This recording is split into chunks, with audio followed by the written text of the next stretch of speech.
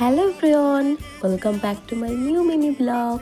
তো আজকে ঘুম থেকে ওঠার পর আমার মুখটা ছিল বাংলার পাঁচের মতো, আর প্রত্যেক দিনই তাই থাকে। তো আজকে সকালটা শুরু হয়েছিল এক গ্লাস চা আর এক বাটি মুড়ি আর বিস্কুট দিয়ে।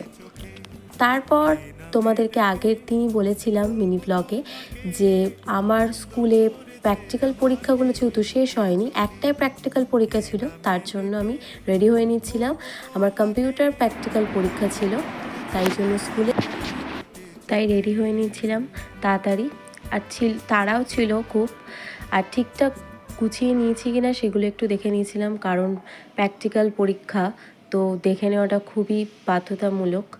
তো তারপরে চলে গেলাম স্কুলের উদ্দেশ্যে।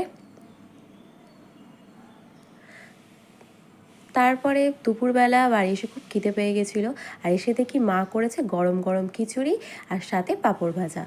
তো আজকে দুপুরবেলার খাবারটা তো আমার খুবই ভালো লেগেছে।